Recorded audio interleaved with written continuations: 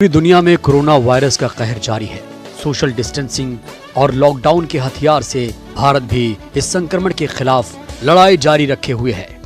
जनता को corona virus के खतरे के प्रति जागरूक करना भी इसी लड़ाई का एक हिस्सा है। किसान भाइयों नमस्कार। जैसा कि आप सभी जानते हैं कि ये कोविड-19 नाम की जो बीमारी है, महामारी है, पूरे संसार में फैली हुई है। इसमें इंसान के साथ साथ ये जो हमारे पालतू जानवर हैं, इस पे भी अभी स्टडी कहने लगी है कि इन पे भी इसका थोड़ा थोड़ा असर दिखने लगा है। जैसे मैं आपसे इस प्रारंभ करता हूं कि हम अपने आप का रख रखाव कैसे करें। देखिए, सबसे पहले अपनी खुद सुरक्षा है कि हमें जब भी बाहर जाएं मुंह ढक के जाएं। हो सके तो बाहर जाने की कोशिश ही ना करें, लेकिन फिर भी जाएं तो अपना जो पढ़ना है, रुमाल है, उसको मुँह पे लगा के जाएँ। अदरवाइज़ तो ये जो मास्क मिलते हैं, मास्क से पूरा ढक के जाएँ। और जब भी बाहर से अंदर घर में आए, साबुन से करीब 20 सेकंड या 30 सेकंड तक अपने हाथ रगड़ रगड़ के धोएं। जो अभी मार्केट में अवेलेबल हैं सैनिटाइजर्स हैं, जैसे अल्कोहल बेस्ड हैं, इनसे भी अपने आप हाथ, जब भी कोई बाहर काम करें, किसी बाहरी चीज़ के संपर्क में आए तो अपने हाथों को कीटाणु रहित या वायरस रहित कर लें।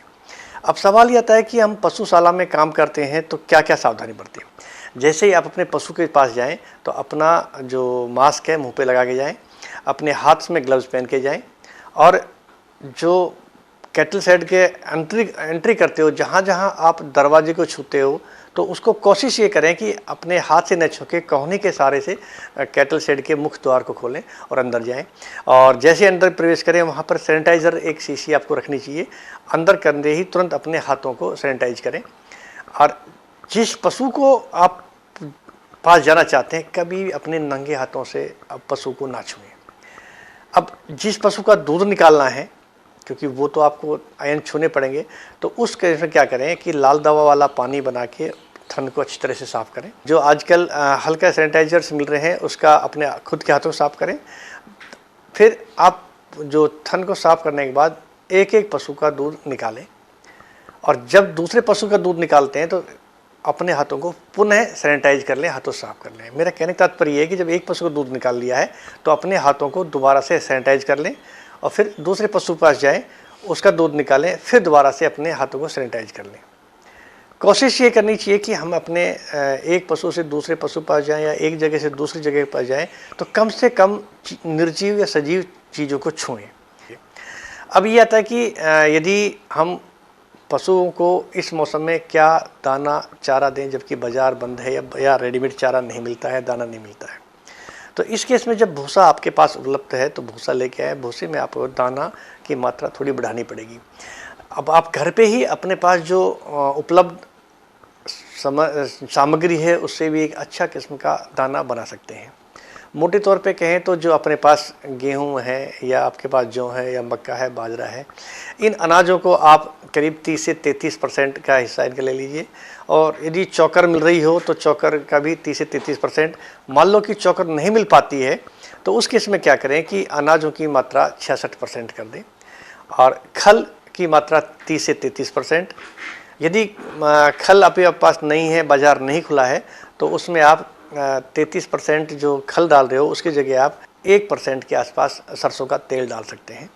अदरवाइज़ तो खल मिल जाती है, सरसों की हो, तिल की हो, मूंगफली खली हो, कोई भी खल मिल जाए, 30 से 33% डालनी चाहिए।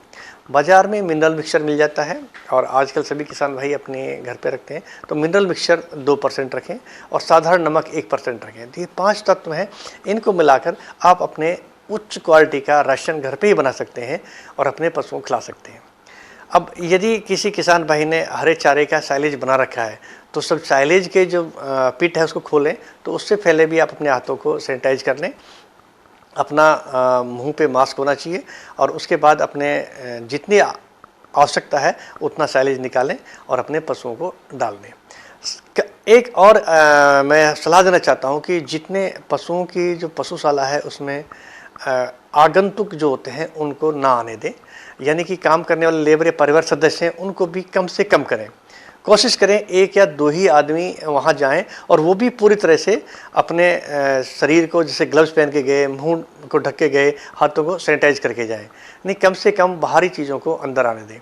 अब एक समस्या और आ रही है कि हर एक किसान भाई ने कुत्ता या बिल्ली ऐसे पालतू जानवर पाल रखे हैं।